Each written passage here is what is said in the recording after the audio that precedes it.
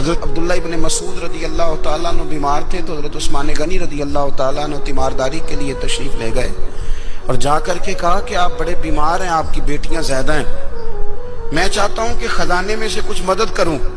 تو سیدنا عبداللہ ابن مسعود رضی اللہ تعالیٰ عنہ اٹھ کے بیٹھ گئے اور کہنے لگے امیر المومنین، اللہ آپ کو میری طرف سے میری بیٹیوں کی طرف سے بہتر صلہ دے، میری بیٹیوں کو کسی خزانے کی ضرورت نہیں، میں نے انہیں خزانہ دے دیا ہے۔ کہا جناب آپ نے کون سا خزانہ دیا ہے، میں آپ کے مالی معاملات کو جانتا ہوں۔ تو فرمانے لگے امیر المومنین، میرے نبی کریم نے فرمایا ہے جو سورت واقعہ پڑھے اسے کبھی فاقہ نہیں آتا، میں نے بیٹیوں کو یاد کرا دی ہے، یہ خزانہ میں نے انہیں دے دیا ہے۔ وہ سارے والدین سنیں جو بیٹیوں کے لیے پریشان رہتے ہیں۔ حضرت عبداللہ ابن مسعود نصیحت کر رہے ہیں، فرمانے لگے میں نے سورت واقعہ یاد بھی کرا دی ہے، پڑھنے کی عادت بھی ڈال دی ہے۔ حضور نے فرمایا ہے جو سورت واقعہ پڑھے اسے فاقہ نہیں آتا۔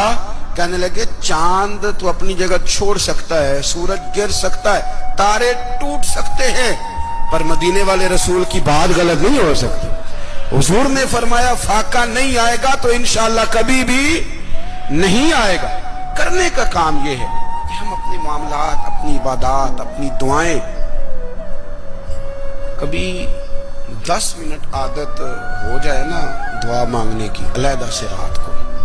حضور نے فرمایا جو فرض نماز کے بعد دعا مانگے اللہ اس کی قبول کر لیتا ہے۔ نبی پاک صلی اللہ تعالیٰ علیہ وسلم نے فرمایا اللہ مسافر کی دعا قبول فرماتا ہے۔ حضور نے فرمایا اللہ مظلوم کی دعا قبول فرماتا ہے۔ حضور نے فرمایا بیمار سے دعا کراؤ اللہ اس کی دعا قبول فرماتا ہے۔ میرے نبی پاک نے فرمایا ماں باپ جب بھی اولاد کے لیے ہاتھ اٹھائیں، ویسے تے بلے شاہ تو آسمانی اڑ دیا ہی پھڑ دیں، جڑا گھر بیٹھا انہوں بڑھیا ہی نہیں۔ حضور فرمانے لگے ماں باپ جب بھی اولاد کے لیے دعا فرمائیں اللہ ان کی دعا کو قبول کرتا ہے۔